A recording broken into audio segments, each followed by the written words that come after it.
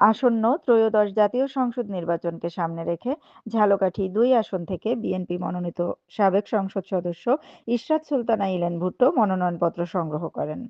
২২ December দুপুরে ঝালকাঠি জেলা প্রশাসক কার্যালয় থেকে রিটার্নিং কর্মকর্তা ও জেলা প্রশাসক মোহাম্মদ মমিন উদ্দিনের কাছ থেকে মনোনয়নপত্র সংগ্রহ করেন তিনি।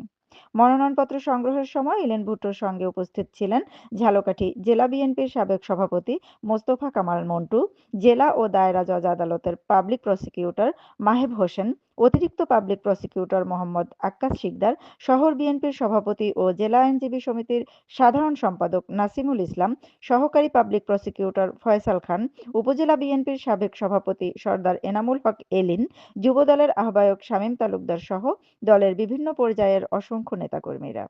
এ সময় বিএনপির বিভিন্ন স্তরের নেতাকর্মীদের মধ্যে উৎসাহ উদ্দীপনা লক্ষ্য করা যায়। ঝালকাঠি ২ সদর উপজেলা ও নলছিটি উপজেলা নিয়ে গঠিত। জেলা রাজনীতিতে এ আসনটি ঐতিহ্যগতভাবে গুরুত্বপূর্ণ হিসেবে বিবেচিত। উল্লেখ্য, আসন্ন জাতীয় সংসদ নির্বাচনকে সামনে রেখে বাংলাদেশ জাতীয়তাবাদী দল বিএনপি ঝালকাঠি ২ আসনে ইশরাত সুলতানা ইলেন ভুট্টোকে প্রাথমিকভাবে মনোনয়ন দেয়। গত ৩ নভেম্বর বিকেলে গুলশানে বিএনপি চেয়ারপারসনের কার্যালয়ে অনুষ্ঠিত দলের স্থায়ী কমিটির বৈঠক শেষে ২৩৭টি আসনে সম্ভাব্য প্রার্থীদের নাম ঘোষণা করেন মির্জা ফখরুল ইসলাম আলমগীর। মনোনয়নপত্র সংগ্রহের পর ইশরাত সুলতানা ইলেন ভুট্টো বলেন, দল আমাকে যে আস্থা ও সম্মান দেখিয়েছে, ইনশাআল্লাহ নির্বাচনে বিজয়ী হয়ে আমি আমার দল বাংলাদেশ জাতীয়তাবাদী দল বিএনপিকে ঝালকাঠি ২ আসনটি উপহার দেব। এ ব্যাপারে এই গণতান্ত্রিক দেশ ৫ই আগস্টের পরে এই দেশ দ্বিতীয়বারের মতো স্বাধীন হয়েছে। এই দেশের লড়াই করছে এদেশের শান্তিপ্রিয় মানুষ।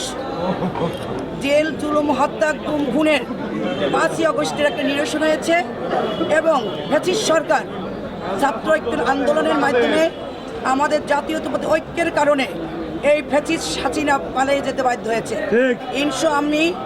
ইনশাআল্লাহ আমি আশাবাদী আমাকে এই শান্তিপ্রিয় মানুষ ঝালকাঠি নলছিটি সোনার মানুষটা আমাকে এমপি বানাবে এবং আমি কৃতজ্ঞতা জানাই শতভাগ। আমি কৃতজ্ঞতা জানাই আমার মাতৃত্ব নেত্রী দেশ নেত্রী ম্যাডাম খালেদা জিয়া, আমার ভারপ্রাপ্ত চেয়ারম্যান জনাব তারেক রহমানকে আমাকে ঝালকাঠি ২ আসন থেকে আমাকে নমিনেশন দেওয়ার জন্য আমি গভীরভাবে তাদের প্রতি কৃতজ্ঞতা জানাই। আমার দলের নেতাকর্মীরা সবসময় আমার পাশে ছিল, আছে এবং থাকবে।